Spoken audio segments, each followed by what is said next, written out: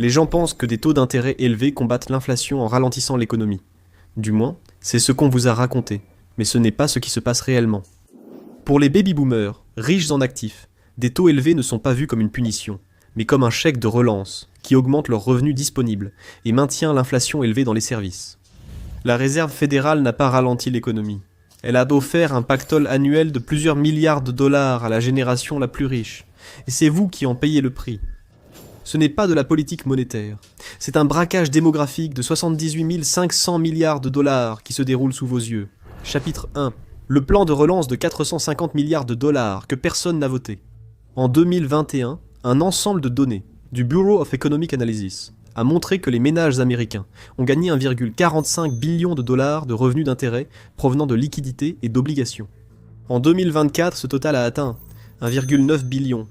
Cela représente une augmentation de 450 milliards de dollars des revenus d'intérêt annuels. Et cet argent arrive sur les comptes des ménages tous les 12 mois, sans que presque personne n'ait à lever le petit doigt. Selon Forbes, la valeur moyenne d'une équipe de la NFL sera de 7,1 milliards en 2025. La valeur totale des 32 équipes a dépassé 227 milliards de dollars pour la première fois. Les revenus d'intérêt sont à peu près 2 fois plus élevés. Une seule année de revenus supplémentaires pourrait permettre d'acheter toute la NFL, et il vous resterait encore plus de 200 milliards de dollars à la banque. 450 milliards, c'est plus que le PIB annuel total de pays comme les Philippines ou le Danemark. Aucun de cet argent n'a nécessité l'intervention du Congrès. Aucun n'a nécessité de vote. La Fed a relevé les taux et un tableur a fait le reste. Et l'argent liquide n'a pas été réparti, justement. Le rapport trimestriel de la Fed montrait que l'argent allait vers bons du trésor, fonds monétaires, certificats de dépôt et obligations d'entreprise à court terme. Les ménages de plus de 60 ans possèdent la plupart de ces instruments.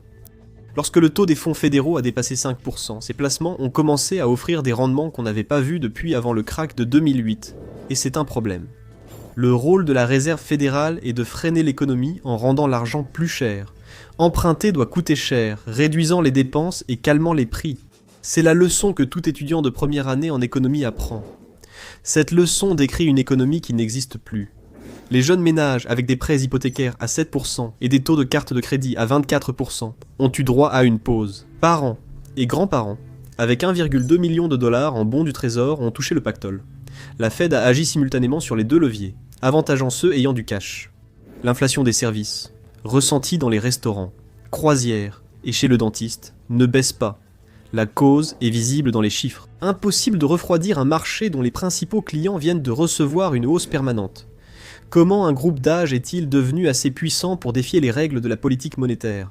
La réponse a mis 40 ans à se construire. Chapitre 2. Retour en arrière. La bosse démographique. La Réserve fédérale publie un ensemble de données appelées les comptes financiers de distribution. Il analyse la répartition de la richesse américaine entre les générations, actualisée trimestriellement. En mai 2026, les baby-boomers, nés entre 1946 et 1964, détiennent environ 78,55 billions de dollars en richesse nette. Cela représente 51,8% de tout ce que possèdent les ménages américains. Les milléniaux, la plus grande génération adulte du pays, détiennent environ 9%. C'est moins d'un cinquième de ce que possèdent leurs parents. L'ensemble des fermes, usines, bureaux, hôpitaux et stations-service du pays a produit pour 28,3 billions de dollars de biens et de services en 2024. Le patrimoine des baby-boomers équivaut à 3 années de production nationale, soit près du triple de ce chiffre. La Réserve fédérale n'a jamais enregistré une telle concentration dans la série de données, qui remonte à 1989. Des chercheurs de la Réserve fédérale de Saint-Louis expliquent cela par un changement profond des prix des actifs, utilisant le ratio richesse sur PIB.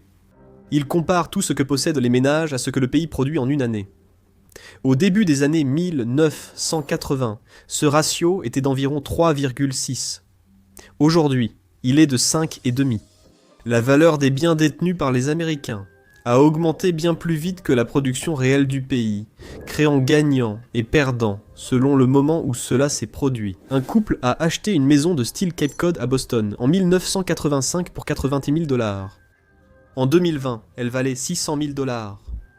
Quelqu'un qui avait acheté pour 10 000 $ d'actions de l'indice S&P 500 l'année de l'investiture de Ronald Reagan avait plus de 400 000 $ en 2024. Comparez cela à un ingénieur logiciel qui est arrivé sur le marché du travail en 2009.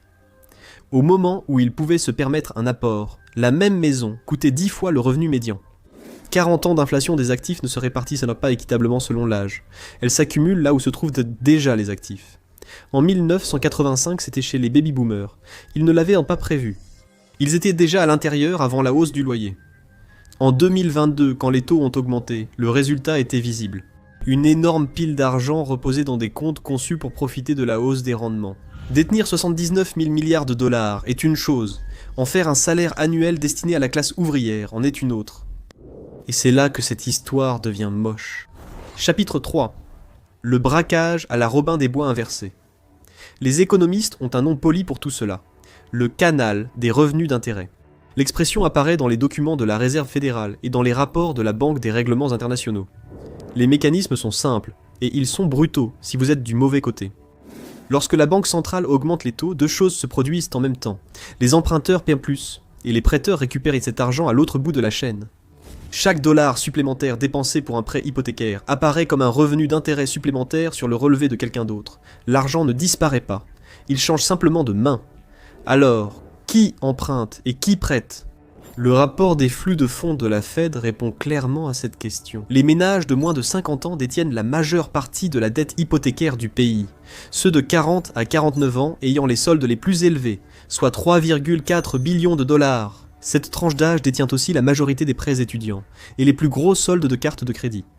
Leurs parents et grands-parents possèdent tout l'argent placé sur le marché monétaire et dans les bons du trésor à court terme rémunérateurs. Lorsque la Fed a relevé les taux de près de 0% en 2022 à 5,5% en 2023, cela n'a pas ralenti l'économie de manière uniforme. Cela a freiné une tranche d'âge et accéléré une autre. Le changement total des dépenses s'est retrouvé proche de zéro. Le changement dans la répartition de la richesse a été historique. La principale arme de la Fed contre l'inflation vient de rompre une promesse vieille de 70 ans. Travailler dur ne construit plus l'avenir. Des centaines de milliards en nouveaux fonds sans risque sont désormais placés sur des comptes plus anciens. Alors, que font les détenteurs avec cet argent ? Ils le dépensent pour des expériences auparavant non complètes. Voici une question. Si deux personnes investissent la même somme, pourquoi l'une réussit-elle souvent mieux ? Ce n'est pas une question de chance. Tout commence par deux mythes, auxquels des millions d'investisseurs croient encore. Démystifions-les avec le sponsor d'aujourd'hui, Mintos. Mythe numéro 1. Les actions sont le seul moyen de faire croître régulièrement votre épargne. Eh bien, les actions sont volatiles. Le S&P 500 américain connaît de fortes baisses chaque année. Et en 2025, il a chuté de près de 19% avant de se redresser. Cela peut être stressant et amener de nombreux investisseurs à faire des erreurs coûteuses, sous le coup de l'émotion. Mythe numéro 2. Les actifs à revenus fixes sont compliqués et ne sont pas destinés aux investisseurs ordinaires. En réalité, investir dans le revenu fixe est plus simple que vous ne le pensez. Le marché européen de l'investissement alternatif pour les particuliers a presque doublé en seulement 5 ans. C'est là que Mintos entre en jeu. Mintos est une plateforme facile à utiliser qui vous permet d'investir dans des prêts, des obligations et de l'immobilier en seulement quelques clics. L'objectif est simple. Gagnez un revenu régulier sans dépendre des hauts et des bas du marché boursier et répartissez les risques. Les prêts sur Mintos ont offert un rendement net annuel moyen de 8,8% depuis 2015, ce qui est supérieur à un compte d'épargne. Mintos a été fondé en 2014 et compte plus de 700 000 investisseurs à travers l'Europe, gérant plus de 800 millions d'euros d'actifs pour les investisseurs. Investissez dès 50 € avec une gestion automatisée ou gardez le contrôle total. Pour recevoir un bonus de bienvenue exclusif, scannez le code QR ou cliquez sur le lien dans la description. Voilà, c'est fait. 2 mythes sur l'investissement ont été démystifiés. Investissez dès aujourd'hui avec Mintos. Chapitre 4. Le paradoxe du luxe. Le groupe Royal Caribbean a annoncé un chiffre d'affaires annuel. 2024 de 16 milliards et demi de dollars, un bénéfice net de 2,9 milliards et un bénéfice ajusté par action de 11,80. Le PDG Jason Liberty n'a cessé d'utiliser une expression pour expliquer cette progression. Il l'a appelée une forte clôture de la demande. Les analystes ont utilisé un terme plus descriptif. Ils l'ont appelé le tsunami argenté. Carnival a raconté la même histoire. L'exercice 2024 a apporté un chiffre d'affaires record de 25 milliards de dollars et un bénéfice net de 1,9 milliard, a déclaré le PDG Josh Weinstein aux investisseurs. Il a expliqué que ce boom était porté par une clientèle plus âgée. Il réservait des cabines premium sur les navires de croisière plusieurs semaines avant le départ, à des prix qui auraient semblé fous en 2019. Les données derrière ces résultats sont cohérentes. Les études de Fodor sur les voyages révèlent la même tendance. Les baby-boomers dépensent presque 3 fois plus par voyage que la génération Z et représentent 80% des dépenses de voyage de luxe aux États-Unis. Ce chiffre place 4 parts sur 5 du marché entre les mains d'une seule génération. Un navire de classe Oasis de Royal Caribbean peut accueillir environ 6800 passagers en période de pointe. Le volume annuel en dollars des voyages de luxe des baby-boomers suffit à remplir 1000 de ces navires. Cela signifie que chaque cabine serait entièrement réservée chaque année.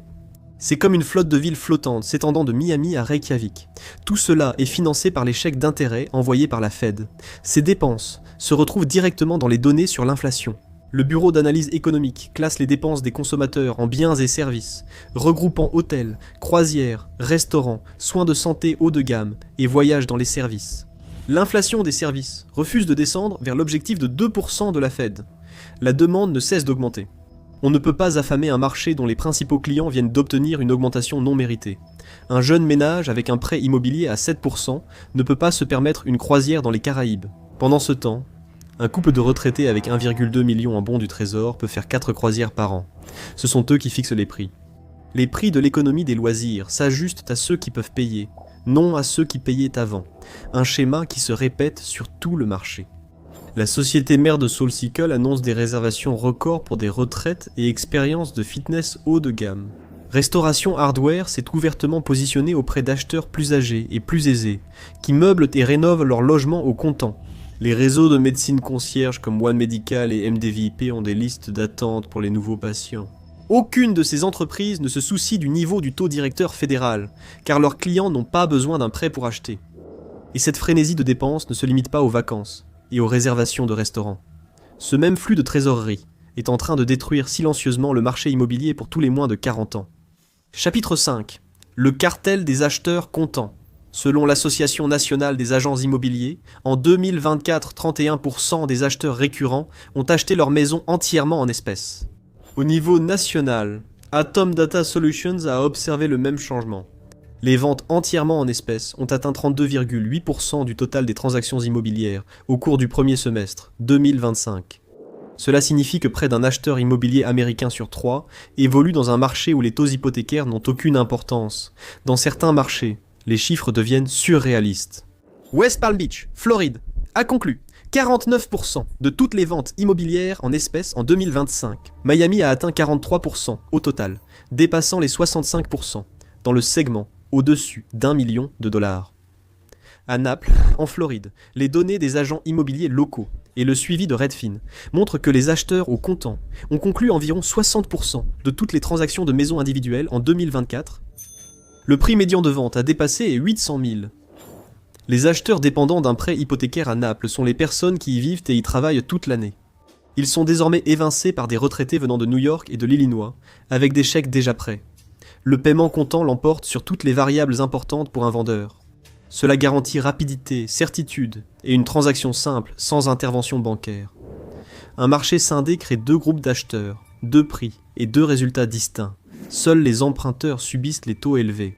Les 55 ans et plus sont en grande partie en dehors de l'environnement des taux, finançant différemment leurs achats et détenant souvent des actifs à rendements élevés.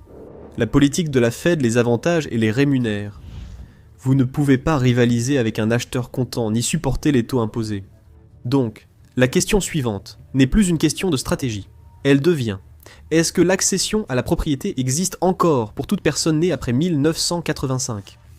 Chapitre 6. Cause principale. La mort du travail. Le ratio richesse-PIB des États-Unis est le chiffre le plus important de l'économie américaine dont presque personne ne parle. En 1985, il était d'environ 3,6. En 2024, il était plus proche de 5,5 selon la Réserve fédérale. Le chiffre du bas, ce que les gens gagnent en travaillant, a augmenté régulièrement comme toujours.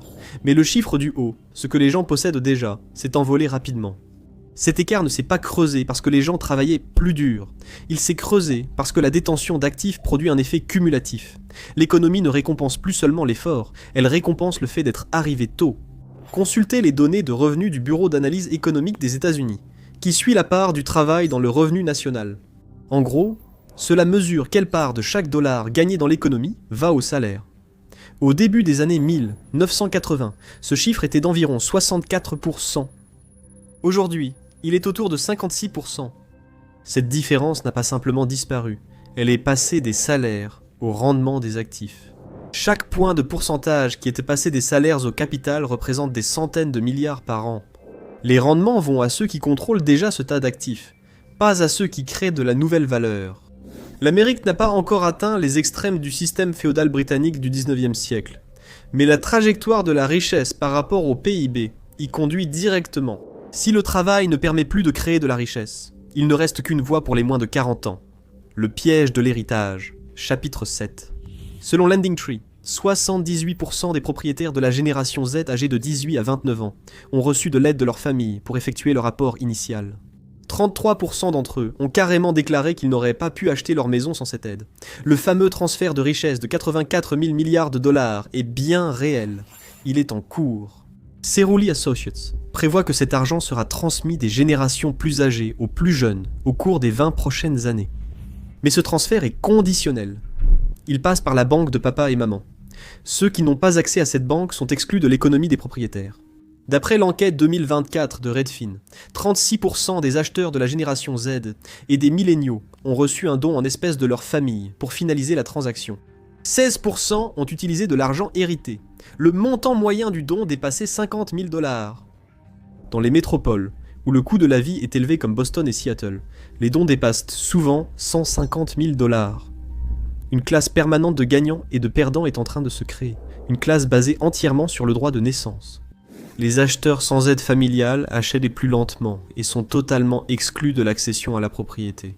Ils deviennent des locataires à vie, payant les crédits immobiliers du groupe favorisé à travers leur loyer. Alors, quel genre de société remplace le travail par l'attente ?